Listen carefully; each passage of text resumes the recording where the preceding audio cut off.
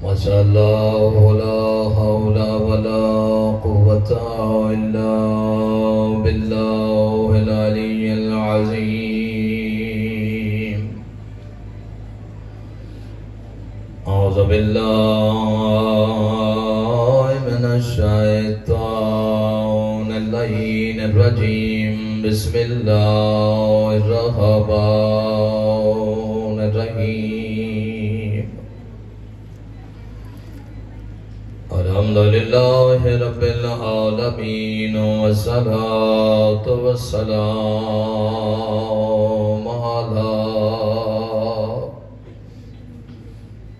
أشرف الأنبياء والمرسلين ورحمة للعالمين بالقاسم محمد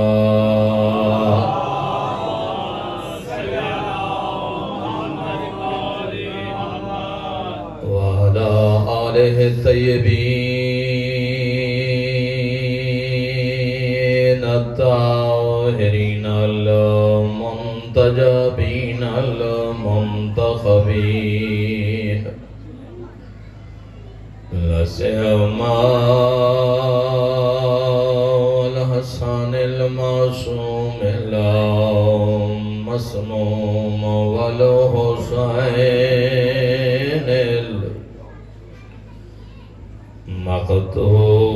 مقتول الله مظلوم الله غريب أما بعد وقد قال علي بن الحسين عليه السلام بسم الله الرحمن الرحيم اعطينا ستا وفضلنا بسبع صلوات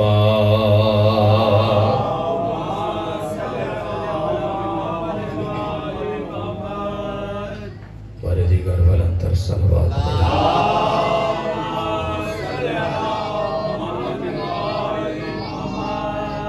اپنے مقاصد کی قبولیت کے لیے مل کے بابا سے بلند صلوات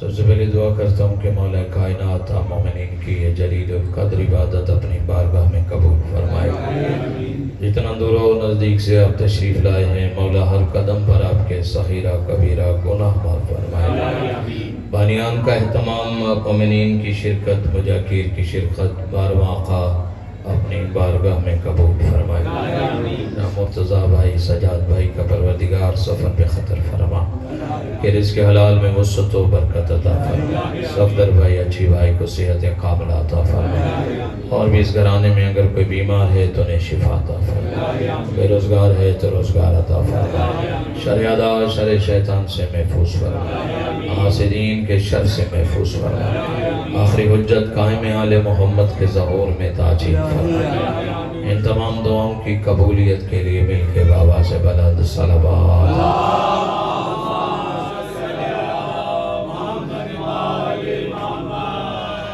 ازان گرامی قادر سالانہ یہ مجلس عذاب بیاد سرکار علی بن الحسین سرکار امام زین العابدین علیہ السلام اس مجلس کا انعقاد ہوتا ہے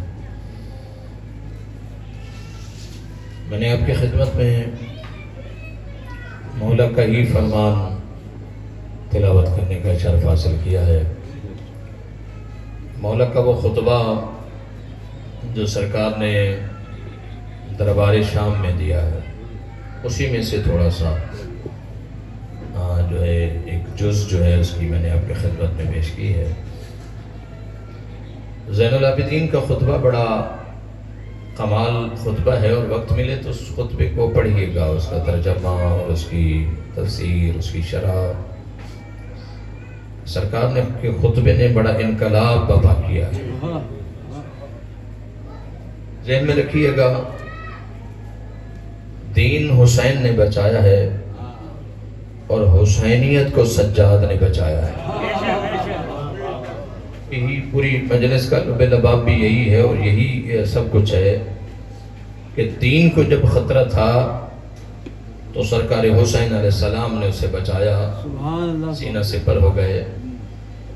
لیکن جب حسینیت کو خطرہ ہوا تو سید الساجدین کھڑے ہو گئے. دربار شام میں ماحول کچھ سمجھیے گا کہ ماحول کیسا تھا, کس طرح کے ماحول میں زین العابدین امام نے خطبہ دیا. دیکھیں عام حالات میں خطبہ دینا, خطاب کرنا بڑا آسان ہے. میرا آپ کے سامنے پڑھنا بہت آسان ہے, چونکہ مجھے پتا ہے کہ میرے ہم عقیدہ لوگ ہیں. میں جو بھی پڑھوں گا سنیں گے, داد نہیں دیں گے تو دعا دیں گے. لیکن اس ماحول میں کچھ کہنا کہ جہاں صرف دشمن ہے, جہاں کا ماحول 46 سال تک وہاں صرف علی کی دشمنی پروان چڑھتی رہی. یاد رکھیے گا یہ شام کا دربار ہے اور شام کے دربار میں 46 سال صرف اور صرف علی کی دشمنی کو پروان چڑھایا گیا. دشمنی میں کیا ہوتا تھا؟ اسی دربار شام سے جہاں علی خطبہ دے رہے ہیں, علی ابن الحسین, اسی دربار سے صبح سویرے کھلونے تقسیم ہوتے تھے, بچوں کو کھلونے دیے جاتے تھے. رات کو بچے سارا دن کھیلتے, رات کو سرانے رکھ کے سو جاتے. رات کے اندھیرے میں وہ کھلونے وہاں سے اٹھا لیے جاتے, یہ توڑ دیے جاتے تھے. بچہ جب صبح اٹھتا کہ ہمارا کھلونا کہاں گیا ہے تو کہتے تھے علی چرا کے لے گئے یا علی نے توڑ دیا. 46 سال شام کے دربار سے یہی ہوتا رہا.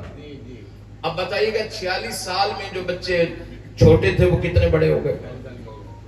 اگر ایک دن کا بھی تھا تو 46 سال کے ہو گئے, اگر 5-7 سال کے تھے تو بھی 36 سال کے, کوئی 30 سال کا, کوئی 35 سال کا. اور یہ عین شباب ہے, یہ جوانی کا ایک عروج ہے. یہ جوانی کا عروج نہیں, علی کی دشمنی کا عروج ہے. ذہن میں رکھیے گا یہ جو عروج ہے, مجھے ضروری نہیں ہے کہ آپ میری بات سنیں, صرف آج کی جو مجلس ہے وہ اس حوالے سے کہ آپ سنیں. بڑا مہربانی کی ہے نقوی بھائی نے کہ تھوڑا سا پڑھا ہے اور ہم سننا چاہتے ہیں, لیکن ان کو پتا تھا کہ آگے جانا ہے. نقی بھائی نے بھی ساتھ میں تعاون فرمایا. اللہ تعالیٰ آپ کو اس کا اجر عظیم عطا فرمائے.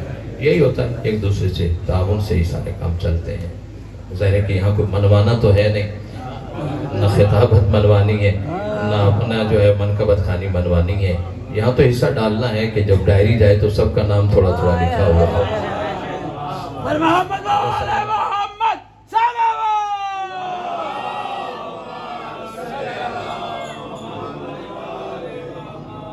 عزیزان محترم, 46 سال میں بار بار جو کہہ رہا ہوں نا, 46 سال, 14 سال یعنی 14 ہجری میں اموی حکومت جو ہے مرزا بھائی قائم ہوئی ہے شام میں.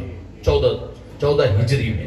واقع کربلا ہوا ہے 60 ہجری میں, یعنی 14 اگر نکالیں تو کتنے بنتے ہیں جی؟ 46 سال. اس میں 4 سال ہیں شام والے کے بڑے بھائی کے, اس کا نام بھی یزید تھا. توجہ فرمائیں, شام والے کو تو جانتے ہیں, اس کا بڑا بھائی تھا, اس کا نام بھی یزید. 4 سال اس نے حکومت کی.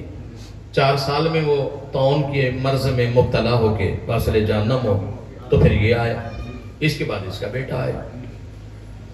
تو یہ جو عرصہ ہے ان کا, یعنی دونوں تینوں کا, یہ 46 سال ہے. 46 سال میں میں نے کہا کہ کس طرح علی دشمنی پروان چڑھی ہے, کہاں تک علی کی دشمنی پہنچ گئی کہ وہ 36 سال, وہ بچہ جو تھا وہ 36 سال کا ہو گیا, وہ 40 سال کا ہو گیا. اگر ایک دن کا بھی تھا تو کم از کم 46 سال کا ہو گیا. دشمنی کا عروج ہے علی کی دشمنی کا. بنو امیہ کو, جملہ لے لیجئے گا, بنو امیہ کو جو دشمنی پالنے کے لیے 46 سال لگے ہیں, سجاد کے 46 منٹ کے خطبے نے سب کا ستیانہ کیا.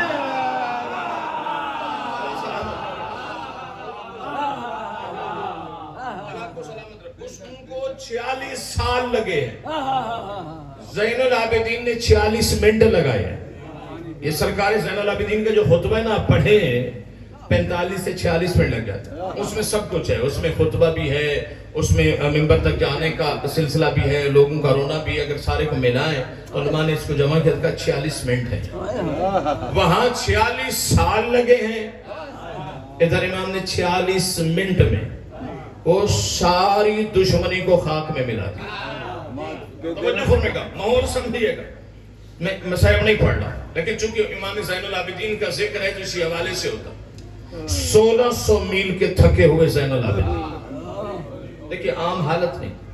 1600 میل کربلا سے لے کر شام تک. آخر بھائی زین العابدین امام بولے نہیں، کسی سے بات نہیں. آپ دیکھتے ہیں کہ غم کی ایک کیفیت یہ بھی ہے کہ بندہ جب بے بس ہو جاتا ہے، غم بہت زیادہ ہو جاتا ہے، تو ایک کیفیت ہے کہ بندہ خاموش ہو جاتا ہے، یعنی خاموشی چھا جاتا ہے، کچھ بولتا نہیں. کربلا سے لے کر شام تک زین العابدین خاموش رہے، کچھ نہیں بولے.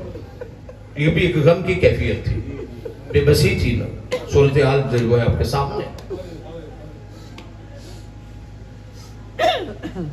پھر 1600 میل کے تھکے ہوئے پہنچے ہیں شام کے بازار، شام کے دربار. 40 ملکوں کے سفیر کرسیوں پہ بیٹھے، سید الساجدین کے ہاتھوں میں ہتھکڑیاں. ماحول سمجھیں گے تو پھر خطبے کے جو لفظ مجھے پڑھنے ہیں وہ آپ کو اچھے لگے. ہاتھوں میں ہتھکڑیاں ہیں، پیروں میں بیڑیاں ہیں، گلے میں خاردار توقع. کیفیت یہ ہے. خطبہ دینے والے سجاد، مخاطب کون ہے سامنے؟ خطبہ کس سے دینے؟ شامل یزید ہے اور اس کے سارے حواری ہیں، اسی کے چاہنے والے. سب کے دلوں میں بغض علی پروان چڑھا ہوا، سب کے دلوں میں پتھر ہیں کہ ابھی بس کچھ ہو اور مار دیا جائے، اس کے علاوہ اور کچھ نہیں تھا. اس حال میں خطبہ دینا بہت ہی مشکل کام تھا. ہمارے یہاں ذاکر آتے ہیں پڑھنے کے لیے، کیا کرتے ہیں جی؟ ہم ذاکر پہلے آ جائیں نا، ڈائریکٹ ممبر پہ نہیں بیٹھے. ہم کہتے ہیں تھوڑی دیر بیٹھ جائیں، پانی پی لیں، سانس لے لیں، تھوڑا سا تازہ دم ہو جائے، انرجی آئی پھر خطاب کر. زین العابدین 1600 میل کا پیدل سفر کر کے تھکے ہوئے، 7 پردہ دار ہیں، سرکار کی پیشانی کڑیوں پر ہے. یزید فاسق تخت پہ بیٹھا ہے. اس ماحول میں یزید اب چاہتا کیا ہے کہ وہ اپنی فتح کا اعلان کرے. 40 ملکوں کے سفیروں کو بتانا چاہتا ہے کہ میں نے فتح حاصل کی ہے، حسین ہار گیا ہے، میں جیت گیا. مقصد اس کا یہی تھا، مجھے خلیفۃ المسلمین تسلیم کیا جائے. نعوذ باللہ معاذ اللہ حسین کو باقی تسلیم کیا. اس کا مقصد یہی تھا، پلان یہی تھا، منصوبہ یہی تھا. یہ یہی کہنا چاہ رہا تھا. چونکہ لفظ ایسے ہیں کہنے پڑتے ہیں، بار بار معافی مانگ کے کیا. حسین علیہ السلام کے لیے باغی کا لفظ لکھوانا چاہ رہا، اپنے لیے خلیفۃ المسلمین لکھوانا چاہ رہا، وہی تبدیل کرنا چاہ رہا ہے، قرآن کو ختم کرنا چاہ رہا ہے. یہ پلاننگ تھی اس کی. سب جب اس نے تیاری کر لی تو اس نے اپنے خطیب سے کہا کہ جاؤ تخت پہ کھڑے ہو کر میری فتح کا اعلان کرو. اس نے اپنے خطیب سے کہا، درباری خطیب سے. درباری خطیب اس کے حکم پر گیا اور اس نے تخت پہ جا کر امیہ کی تعریف کی، بنو ہاشم کا گلہ کی، توہین کی، ہاشمی کی توہین، اہل بیت کی توہین کی. امیہ کے قصیدے پڑھتا، تعریف کرتا. اور جب کافی دیر اس نے قصیدے پڑھ لیے تو آخری جملہ اس کا یہی تھا کہ حسین نعوذ باللہ من ذالک معاذ اللہ، حسین نے خلیفۃ المسلمین کے خلاف قیام کیا. حسین ایک باغی تھے، وہ شکست کھا گئے، یزید جیت گیا، یہ خلیفۃ المسلمین ہے.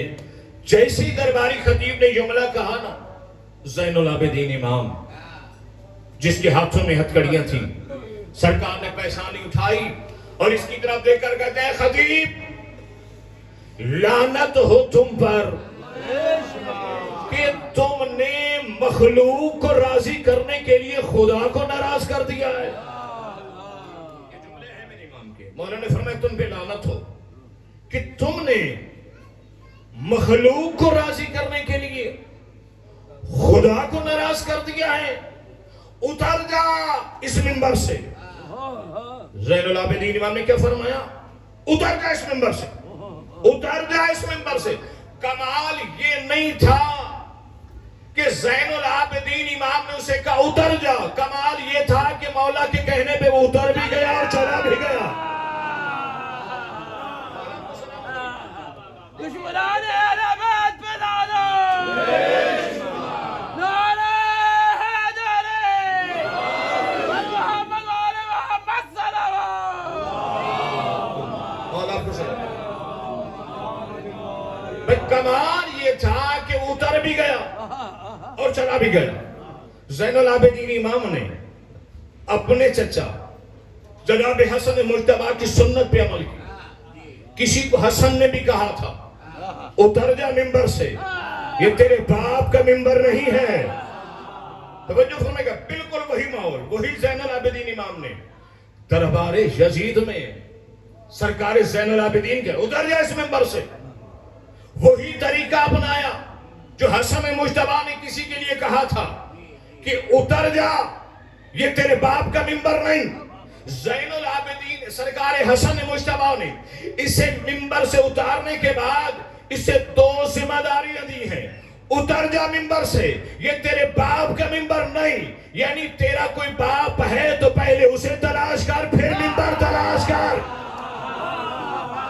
سلامت رکھے, اگر تلاش ہے تیرے باپ کا کوئی منبر اسے تلاش کر پھر اس کا منبر تلاش کر. جس طرح جناب حسن نے کہا تھا وہی جملے زین العابدین, اتر جا اس منبر سے, یہ اتر گئے.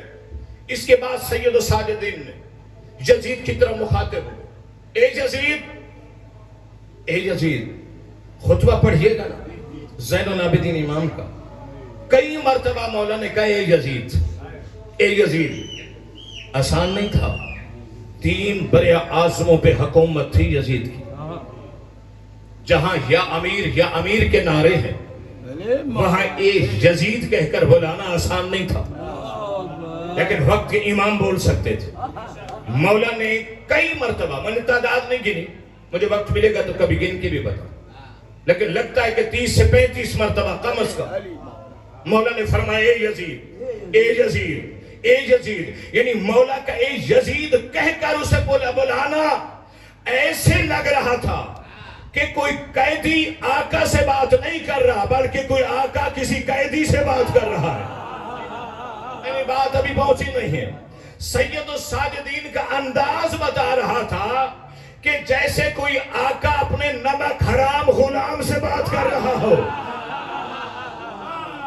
انداز ایسا تھا, میرے مولا کا کچھ انداز ایسا تھا, سرکار کچھ اس انداز سے بات کر رہے تھے. یزید, اجازت ہے مجھے اس لکڑیوں کے ڈھیر پہ کھڑا ہو جاؤ. یہ مولا کے جملے ہیں جی, خطبے کے جملے, میں ترجمہ سارا پیش کر رہا ہوں آپ کی خدمت. سرکار فرماتے ہیں مجھے اجازت ہے اس لکڑیوں کے ڈھیر پہ کھڑا ہو جاؤں.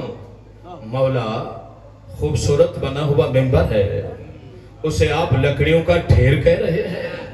کہ اسے منبر کا کیسے کہوں جس پہ 46 سال تک علی کی مذمت کی گئی ہو. ہاں, اسے اس کو منبر کیسے کہوں جہاں امیہ کے فضائل پڑھے جاتے ہوں. یعنی زین العابدین امام بتانا چاہتے ہیں منبر وہ ہوتا ہے جہاں علی کے فضائل پڑھے جائیں. آپ کو سلامت رکھے, منبر اسے کہتے ہیں جہاں علی کے فضائل پڑھے جائیں. توجہ فرمائیے گا, بھئی علی کے فضائل نہ پڑھے جائیں تو منبر ہو کر بھی لکڑیوں کا ڈھیر ہے, اور اگر علی کے فضائل پڑھے جائے پلانوں کا بنا ہوا کیوں نہ ہو منبر کہلاتا ہے. چونکہ علی کے فضائل, سرکار نے فرمایا یہ لکڑیوں کا ڈھیر ہے. اچھا, یہ جملہ زین العابدین امام نے کہاں سے لیا؟ زین العابدین امام نے اپنے دادا علی سے لی. جب امیر المومنین کے پاس لوگ آئے تھے, یا علی آؤ قیادت سنبھالو, خلافت سنبھالو, پورا واقعہ آپ کے سامنے, پورا واقعہ پڑھوں گا دیر لگ جائے گی, کہ سرکار آئیے آپ سنبھالی, ہم آپ کی بیعت کرنا چاہتے ہیں. سرکار نے فرمایا سر راہ نہیں, وہیں بیٹھ کر بیعت لوں گا جہاں بیٹھ کے محمد لیا کرتے تھے. توجہ فرمائے گا، ہر جگہ پہ نہیں، سرے راہ نہیں، بازار چلتے نہیں، آؤ اسی جگہ پہ بیٹھوں گا. لوگ جمع ہو گئے، پورا واقعہ آپ کے سامنے ہے. لوگ جمع ہو گئے، بیعت دینے کے لیے جمع نہیں ہوئے، دیکھنے کے لیے جمع ہوئے کہ علی بیٹھیں گے کہاں. توجہ فرمائیے گا، لوگ پریشان تھے.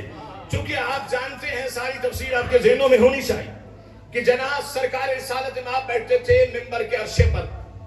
سرکار کی رحلت کے بعد میں جو خلافت آئی اس نے عرصہ چھوڑ دی، نیچے والے زینے پہ بیٹھ.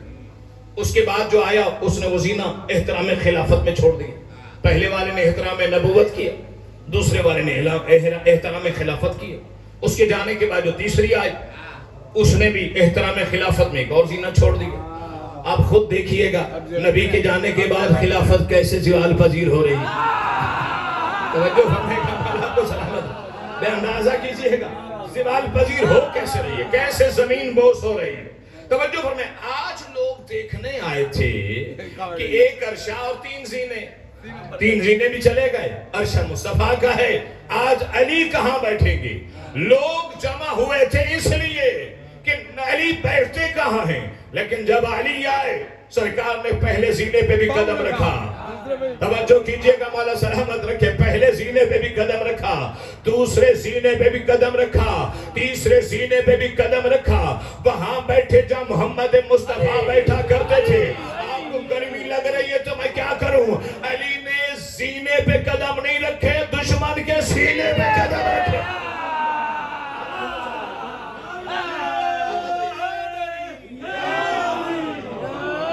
یہ علی کے قدم تخت کے زینے پہ نہیں تھے، دشمن کے سینے پہ تھے. وہیں آ کر بیٹھے جہاں مصطفیٰ بیٹھا کرتے تھے. اندر سے کسی نے منہ چھپا کے، مجمع میں سے کسی نے منہ نیچے کر کے اپنے آپ کو چھپا کے کہا یا علی احترام خلافت نہ کیا، احترام رسالت نہ کیا. وہاں جا کے بیٹھ گئے جو محمد بیٹھا کرتے تھے. علی کے کانوں تک یہ آواز پہنچی. علی فرماتے منہ چھپا کے کیوں بول رہا ہے؟ تو مجھ سے چھپ سکتا ہے، میں تجھے بھی جانتا ہوں، تیرے باپ کو بھی جانتا ہوں. توجہ فرمائے گا، میں تجھے بھی جانتا ہوں، تیرے باپ کو بھی جانتا ہوں، تیرے خاندان کو بھی جانتا ہوں. منہ نہ چھپا، سامنے آ. کیا کہہ رہے ہو؟ احترام رسالت نہ کیا، محمد کی جگہ پہ بیٹھ گئے. بھئی یہ تو لکڑیوں کا منبر ہے. اس وقت کہاں تھے جب میں محمد کے شانوں پہ سوار ہو رہا ہوں؟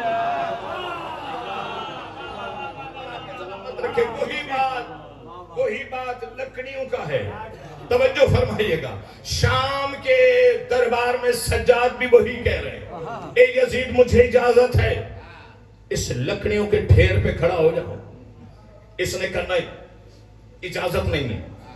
نہیں، لوگوں نے کہا یزید تمہیں کیا ہو گیا ہے؟ ایک مجبور، تھکا ہوا قیدی، ہاتھوں میں ہتھکڑیاں، اتنی لمبی مسافت طے کر کے آیا ہے، تم اسے کیوں نہیں جانے دے رہے؟ کیا کہے گا یہ تمہیں؟ تمہارا کیا بگاڑ سکتا ہے؟ تعریف وہی جو دشمن بھی کرے، دیکھ کر کہتے تم نہیں جانتے ہو یہ علی کا بیٹا ہے. توجہ فرمائے گا، تعریف وہی جو دشمن بھی کرے کہ تم نہیں جانتے ہو یہ کس خاندان سے ہے، یہ کس خاندان سے تعلق رکھتا ہے. یہ علی کا بیٹا علی ہے. توجہ فرمائیے گا، یہ علی کا بیٹا علی ہے. اگر میں نے اس کو اجازت دے دی منبر پر جانے کی، یہ اس وقت تک اترے گا نہیں جب تک میرے تخت کو تختے میں نہیں بدل دے گا. اس وقت تک نہیں اترنے والا جب تک میرے تخت کو تختے میں نہ بدل دے. لیکن لوگوں نے بہت اتنے میں جب اس نے کہا نا میں نہیں جانے دے گا، سید سجاد نے اپنے جملے تبدیل کی. سرکار نے پہلے فرمایا لکڑیوں کے ڈھیر پہ جانے دو. اب سرکار نے فرمایا مجھے جانے دو، میں اللہ کے رسول کی تعریف کروں گا. توجہ کیجئے گا، میں محمد کے لہجے میں بات کروں گا. اچھا وہ لوگ جو کھڑے تھے انہوں نے سنا، حیران ہو گئے. یہ کہتا ہے باغی ہے، وہ کہہ رہا ہے میں محمد کے لہجے میں بات کروں گا. توجہ کیجئے گا، یہ کہہ رہا ہے باغی ہے، وہ کہہ رہے ہیں میں محمد کی تعریف کروں گا. باغی محمد کی تعریف کیسے کر سکتا ہے؟ محمد کے لہجے میں کیسے بول سکتا ہے؟ محمد کے انداز میں کیسے بات کر سکتا ہے؟ جیسے ہی سرکار نے کہا مصطفیٰ کے لہجے میں بات کروں گا، وہ جو 40 ملکوں کے سفیر بیٹھے تھے کھڑے ہو گئے. اس نے کہا یزید تم تو کہہ رہے تھے باغی، وہ کہہ رہے محمد کے لہجے میں بات کروں گا، وہ کہہ رہے میں محمد کی تعریف کروں گا، میں محمد کے لہجے میں چلوں گا، ٹھہر جا، جانے دے، ہم نے محمد کو کبھی بولتا ہوا نہیں سنا، سننا چاہتے ہیں۔ جو کیجئے گا یار، محمد اللہ کو سلامت رکھے، ہم نے نبی کو بولتے ہوئے نہیں سنا، آج ہم محمد کو بولتا ہوا دیکھنا چاہتے ہیں، ہم نے محمد کو چلتا ہوا نہیں دیکھا، آج ہم محمد کو چلتا ہوا دیکھنا چاہتے ہیں، جانے تو دو۔ مجبور ہو گیا، کہا کہ جانے دیجیے، جانے دو، اجازت ملی، سید الساجدین آئے اس لکڑیوں کے ڈھیر پر، توجہ فرمائیے گا، جس سے دنیا منبر کہتی ہے، سجاد نے لکڑیوں کا ڈھیر کہا، توجہ فرمائیے گا، تخت پہ ایسے سرکار نے پہلے حمد پروردگار کی، اور اس کے بعد سرکار نے فرمایا اللہ نے ہمیں 6 چیزیں عطا فرمائی، اللہ نے ہمیں 7 فضیلتیں عطا فرمائی، توجہ فرمائے گا، 6 چیزیں عطا فرمائی، 7 فضیلتیں عطا فرمائی۔ پہلے 7 چیزیں گنوائی سرکار نے، وہ 7 چیزیں کیا ہیں؟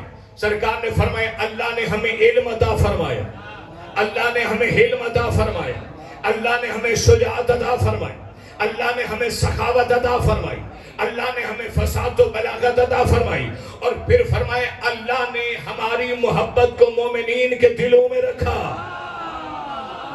توجہ فرمائے گا، مولا آپ کو سلامت رکھے۔ یہ 7 چیزیں گنوائی اللہ نے، سرکار زین العابدین نے 7 چیزیں گنوائی، حالانکہ لوگ اس کو بھی فضیلت سمجھتے ہیں، لیکن سرکار نے فرمایا یہ فضیلت نہیں ہے، یہ چیزیں ہیں، علم چیز ہے، توجہ فرمائیے گا، سخاوت بھی فضیلت نہیں ہے، یہ چیز ہے، یہ 6 چیزیں ہیں۔ اب جو فضیلت گنوائی ہے وہ سرکار کی سنیے گا، وقت نہیں رہا، سرکار فرماتے ہیں کہ سنو دنیا والو، اللہ نے جو ہمیں 7 فضیلتیں عطا فرمائی، وہ فضیلتیں کیا ہیں؟ کہ حضرت محمد مصطفیٰ رسول خدا وہ ہم میں سے ہیں، توجہ فرمائیے گا۔ اب فضیلت گنوا رہے ہیں، لوگ سن رہے ہیں، یہ کہتا ہے باقی ہے، وہ کہہ رہے ہیں محمد ہم میں سے ہے، توجہ فرمائیے گا، لوگ سن رہے ہیں۔ سرکار نے فرمایا محمد مصطفیٰ ہم میں سے ہے، پھر فرمایا جعفر طیار ہم میں سے ہے، اس کے بعد فرمایا جناب سید الشہداء اسد اللہ اسد الرسول جناب امیر حمزہ ہم میں سے ہے۔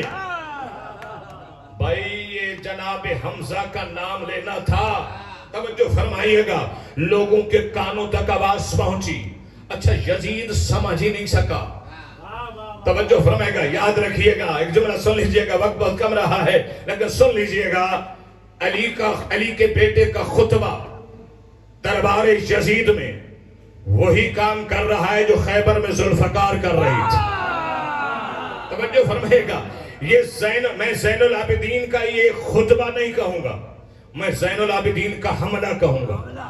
یہ سرکار نے حملہ کیا، خطبے کی شکل میں حملہ فرمایا۔ علی کی ذوالفقار کا کیا مزاج تھا جی؟ ذوالفقار جب علی چلاتے تھے نا، اتنی تیز سے چلتی تھی نا، دیکھنے والے کو پتہ ہی نہیں چلتا تھا کٹا کیا ہے۔ تھوڑی دیر تک دیکھنے والوں کو پتہ نہیں چلتا تھا کٹا کیا ہے، تھوڑی دیر کے بعد جب ہوا چلتی تھی، کچھ دائیں گرتا تھا، کچھ بائیں گرتا تھا، پھر پتہ چلتا تھا ذوالفقار نے کاٹا کیا ہے۔ بھئی زین العابدین امام کا خطبہ بھی یہی کام کر رہا ہے، جب زین العابدین امام نے تلوار چلائی ہے، یعنی خطبے کی تلوار چلائی ہے، کافی دیر تک تو یزید کو پتہ ہی نہیں چلا کٹا کیا ہے، حالانکہ اس کا بچا کچھ نہیں ہے۔ صلوات پڑھیے گا مل کے بابا سے۔ خطبہ مکمل نہیں ہو سکتا ابھی، لیکن جتنا میں بھی اسی جملے کو سن لیجئے، جیسی کانت امیر حمزہ ہم میں سے، لوگوں نے ادھر ادھر دیکھنا شروع کیا، کون امیر حمزہ؟ رسول اللہ کے چچا، توجہ کیجئے گا، جملہ بڑا قیمتی، اتنی دیر میں نے آپ کو زحمت دی ہے اور پھر اس کا رزلٹ اور نتیجہ لیجئے گا۔ جیسی کہ امیر حمزہ سید الشہداء ہم میں سے، لوگوں نے کہا کون حمزہ؟ رسول اللہ کے چچا؟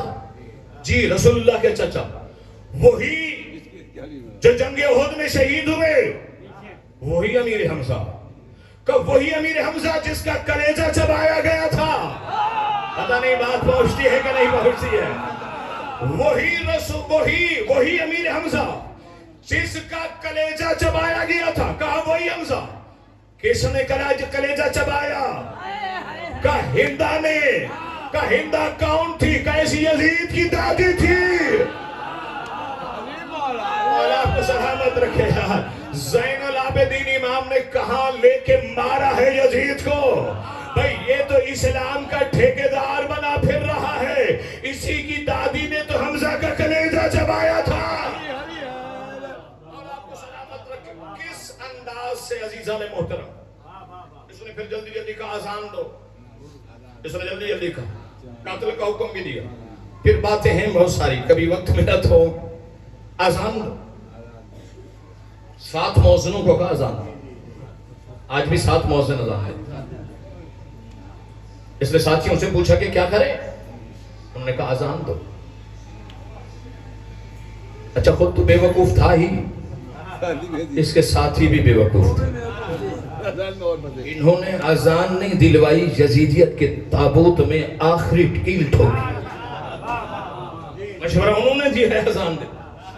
جب آزان دینے والا مؤذن آزان دینے آیا, اس نے اللہ اکبر کہا. سید سجاد نے کہا حق حقیقت ہے, اللہ سب سے بڑا. اس نے کہا اشہد اللہ الہ الا اللہ.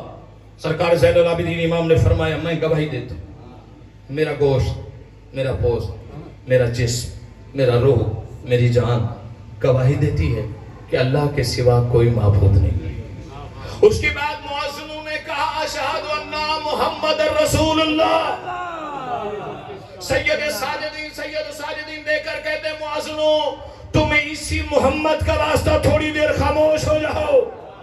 تمہیں اسی محمد کا واسطہ جس کا تم نے نام لیا تھوڑی دیر خاموش ہو جاؤ. یہ مؤذن خاموش ہوئے. سید الساجدین یزید کی طرف دیکھ کر کہتا ہے یزید یہ بتاؤ یہ محمد تمہارے نانا کا نام ہے یا میرے نانا کا نام؟ توجہ فرمائے گا. مولا آپ کو سلامت رکھے. کہا کہ یہ تمہارے نانا کا نام ہے یا حسین کے نانا کا نام ہے؟ اگر تم کہو میرے نانا کا نام ہے تو تم جھوٹ بول رہے ہو, لیکن اگر تم کہو کہ حسین کے نانا کا نام ہے تو پھر یاد رکھنا کہ صبح سے تم کہہ رہے ہو جیتا کون ہارا کون, جیتا کون ہارا کون. تمہارا مقصد تھا کہ محمد کا نام مٹ جائے. یہ محمد کا نام آزان میں بتا رہا ہے کہ حسین جیت گیا ہے, تو ہار گیا ہے.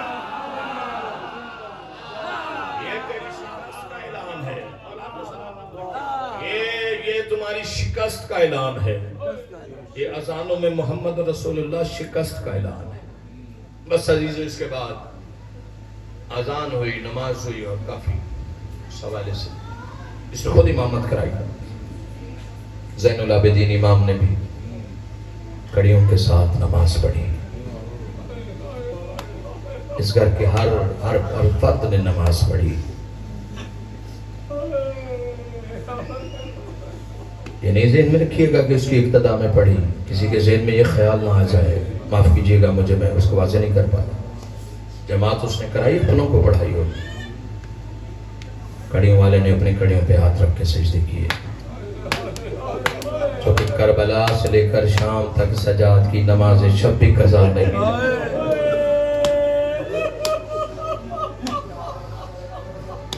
اولا گریہ قبول فرمائے تو سب قبول فرمائے. عورتوں کی پشت پہ بھی نماز پڑھی ہے سیدانیوں نے.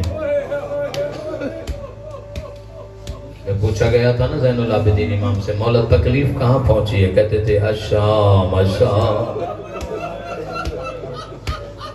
ان عالم کا ہے مولا وہ کون سی تکلیف ہے جو کربلا سے بھی زیادہ آپ کو ستاتی ہے؟ حالانکہ کربلا بڑی تکلیف دہ منظر ہے. جوانوں کے لاشیں, مہمانوں کے لاشیں, نادانوں کے لاشیں. مولا فرماتے ہیں کربلا بھی بڑی تکلیف کا دن تھا, مگر کربلا سے بھی زیادہ تکلیف مجھے شام میں پہنچی ہے. مولا کون سی؟ کہ یہی تکلیف سب سے بڑی ہے کہ کائنات کی شریف ترین خاتون, کائنات کے سب سے بڑے بدماش کے سامنے بغیر چادر کے کھڑی تھی. اجرکم من اللہ. مولا آپ کا گریہ قبول فرمائے. ٹھنڈا پانی دیکھتے تھے تو سجاد روتے تھے, بازار کا ہجوم دیکھتے تھے تو سجاد روتے تھے. مولا پرسا سجاد کے سامنے، زین العابدین امام کے سامنے کوئی جانور ذبح نہیں کرتا تھا۔ ایک دن سرکار جا رہے ہیں، کوئی قصاب ہاتھ میں چھری لے کے، رسی لے کے جانور ذبح کرنے جا رہا ہے۔ اس نے امام کو دیکھا، چھری چھپانی چاہیے، امام کی نظر پڑ گئی۔ امام نے فرمایا قصاب ادھر آؤ۔ کہاں جا رہے ہو؟ کہ جانور ذبح کرنے۔ کہ یہ بتاؤ جانور کو ذبح کرنے کی شرائط بھی جانتا ہے؟ کہتے ہیں ہاں مولا، مولا الحمدللہ میں آپ کا چاہنے والا ہوں، میں جانتا ہوں شرائط کیا ہے۔ مولا فرماتے ہیں بتاؤ پہلی شرط کیا ہے؟ کہتے پہلی شرط یہ ہے جانور کو ذبح کرنے سے پہلے پانی پلایا جائے۔ وزادار و ماتمیوں امام کا جگر پھٹ گیا، رو کر کہتے ہیں بابا لوگ جانوروں کو پانی پلا کے ذبح کر دے۔ بابا کتنے سنگ دل تھے مسلمان جنہوں نے 3 دن کا پیاسا ذبح کیا۔ مولا فرماتے ہیں دوسری شرط بتا۔ کہتے ہیں مولا دوسری شرط یہ ہے جانور کو تیز چھری سے ذبح کیا جائے۔ امام کا جگر پھٹا رو کر کہتے ہیں بابا لوگ جانور تیز چھری سے ذبح کرتے ہیں، کتنا ظالم تھا شمر ملاؤن جو کوند خنجر سے ذبح کرتا رہا۔ عزاداروں ماتمیوں پسے گردن کوند خنجر سے اس نے ذبح کیا۔ جب یہ ظالم شام پہنچا تھا، یزید نے پوچھا تھا شمر تمہیں اتنی دیر کیوں کی ہے؟ ہر کوئی چاہتا ہے، ہر قاتل چاہتا ہے جلدی قتل کرو کوئی دیکھ نہ لے۔ یہ ظالم کہتا ہے میں نے کون اس لیے کیا ہے؟ میں نے سنا ہوا تھا حسین کی ایک بہن ہے جس کا نام زینب ہے، اس اپنے بھائی سے بڑا پیار کرتی ہے، پردے سے بھی بڑا پیار کرتی ہے۔ دیکھنا چاہتا تھا کہ بھائی کو ذبح ہوتے دیکھ کر خیمہ سے باہر آتی ہے۔ کہتے ہیں میں خنجر چلاتا تھا، خیمہ کی طرف دیکھتا تھا۔ یزید کہتے ہیں پھر بتا ہوا کیا ہے؟ باہر آئیے کہ نہیں؟ ظالم کہتے ہیں اللہ جانے پردے سے پیار کتنا تھا، بھائی ذبح ہوتا رہا، بہن خیمہ کے باہر نہیں آئی۔ اجرکم من اللہ دادار و ماتمیوں یہ کہتے ہیں تیسری شرط مولا فرماتے ہیں تیسری شرط بتا۔ یہ کہتے ہیں مولا تیسری شرط ہے جانور کو جانور کے سامنے ذبح نہ کیا جائے۔ عزادار و امام کی چیخیں بلند ہو گئی، رو کر کہتے ہیں بابا لوگ جانور کے سامنے ذبح نہیں کرتے، مسلمانوں نے تو تجھے بہن کے سامنے ذبح کر دیا، بیٹیاں دیکھتی رہی۔ اجرکم من اللہ دادار ماتمیوں عزادار زین العابدین امام کا تابوت اٹھنے والا ہے۔ عزادار ماتمیوں حسام بن عبد الملک کے دور میں جب آپ کو زہر دیا گیا، عزادار ماتمیوں سید الساجدین نے سرکار زین العابدین امام نے سرکار زین العابدین امام جب دنیا سے رخصت ہوئے، باقر مولا غسل دے رہے ہیں، کفن دیا۔ عزادار و ماتمیوں غسل کفن دیتے ہوئے باقر کی چیخیں بلند ہو گئی۔ عزادار و ماتمیوں جب پوچھا گیا مولا رو کیوں رہے ہیں؟ کہتے تھے میں نے دیکھا ہے بابا کی پشت پہ تازیانوں کے نشان ہے، اور ظالموں نے اتنا مارا ہاتھوں میں کڑیوں کے نشان۔ اجرکم من اللہ دادار و ماتمیوں جب قبر میں اتارا، عزادار و ماتمیوں سرکار باقر نے دیکھا بابا اب بھی رو رہے ہیں۔ سید باقر فرماتے ہیں بابا اب رونے کی وجہ کیا ہے؟ اب تو دنیا سے جا رہے ہیں۔